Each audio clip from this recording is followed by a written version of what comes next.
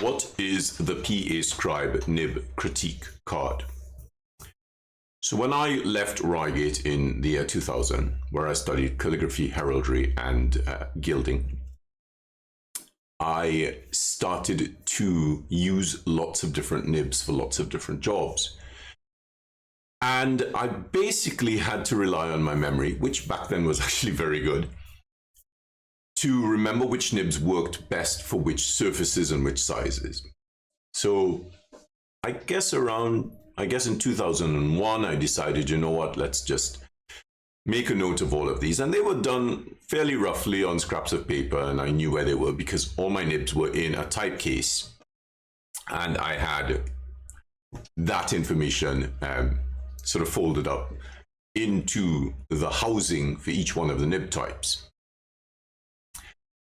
Every year or so, I would come back and I would redo this information because I got better. And as I got better, I had more control over the nibs and I would be able to understand a little bit more about how they work at a higher level. Now, as always happens with a lot of calligraphers, we tend to get stuck with a nib and you forget about the others because you sort of really get accustomed to that nib in that one pen stuff. And you kind of try to make it work for everything else. Now, the problem with this is there are lots of other nibs and they work in very different ways for very different things. So recently I was going through these nibs again and I was testing inks, nibs, and papers, which you can't sort of do all at once. You basically have to take a nib, take one type of ink and one type of paper, and test a range of nibs with that one ink on that sheet of paper. And that really gives you a sense of what the nib can do. If you then decide you want to do this for inks, then you do it with different inks with one type of nib on one type of paper.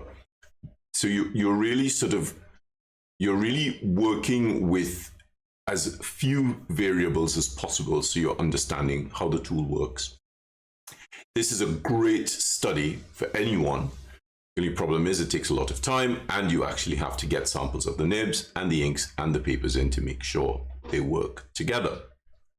Now, out of that, and I had been planning to do this for quite some time, out of that I developed something called my Nib Critique Card. It is not small. It is half a sheet of A4 or half a US letter size. You'll find that you have both of them. So let's go to the card. So this is what the card looks like. So you see that it's across it's doubled onto a sheet of A4. The line has been left in so you can cut down that line and you have two of these things. And this is the information on the card. Now, what I suggest is obviously write the date because you will come back and try this again in a year or so. Write your name. The reason why I suggest writing your name is you might want to take a picture of this and send it to a friend. And it's useful for your friend to know who this came from, especially if you have, if quite a few of you are doing this together and you're sharing this information. Write the name of the nib and write who or where you got the nib from, because it's great getting nibs. The problem is if you don't know where you got it from, trying to get it again is a problem. So then I have level, beginner, beginner plus, intermediate, intermediate plus, and advanced. This is up to you to make that decision. You can circle or you can write additional notes. You could even opt to write the name of the script that you're working on, because it could be that you're not doing copperplate script. You could be doing Spencerian or a type of modern calligraphy or a pointed unshell or using a pointed flexible metal nib for something else. Now, there is information. There are lines at the bottom here, and you can start that by saying script used is X, Y, or Z. Now, let's go through this.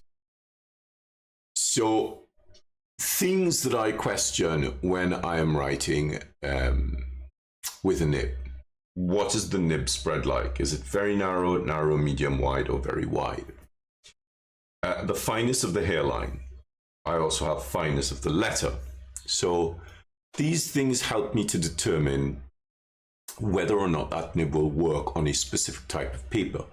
If the letter is very fine, it's quite delicate, so you can't use it on a coarse page because the delicacy of the letter will collapse under the roughness of the page. Pliability of the nib is really important. Is the nib soft enough to write with? Is it stiff? When you apply pressure to it, do you feel it resisting you? So little things like this really assist you to understand how that nib will work on certain types of paper. Control needed. You will know immediately from writing a word whether or not you have the control, the necessary skill to handle that nib. So really complex nibs, really high-end nibs that are very, very fine and very sharp, are very problematic for beginners to write with, because when they go up on the upstroke, there is a tendency for it to catch in the paper. If the nib is thicker, you'll find that you don't need a high skill level to use it because it moves across the surface without catching in the paper as much. Hairline versus shade is when you write with the letter. Let's say you're writing copperplate script. When you write with the nib, is the hairline to the shade, is the contrast really large? Are you getting a very fine hairline and a really big shade? So little things like this help you to work out what kind of script you're going to be writing. Spring versus snap. Does the nib snap shut or does it spring open? So that's really quite important. And of course, I'll do a demonstration with this in a little bit. I'm just running through the information here. Then we have the scale of the letters. I found that when I was doing this initial study 25 years ago, so 2001, that the nibs don't all work at the same size. And if you want to write small, it's best to get a nib that works at a smaller size. The type of writing, light, very light, light, medium, heavy, or very heavy. So that's sort of connected to shade and hairline, because sometimes nibs, even if you're writing lightly, produce heavier letters because the tip of the nib is a little bit bigger. Now, this is quite a fun one, longevity of tip, because lots of people say, well, how long does a nib last? Well, a nib lasts as long as it lasts. It's like asking how long is a piece of string, because it depends on how long you're writing with it for and the surface you're writing on. Remember, paper is like, if you look at paper under a microscope, it's very bumpy and it's very coarse and it acts like sandpaper and it will reduce the tip of your nib. So the longevity of the tip depends on how much writing you're doing. But also, there are some nibs which will naturally last longer than others, simply because the gauge of the metal they're made from is different.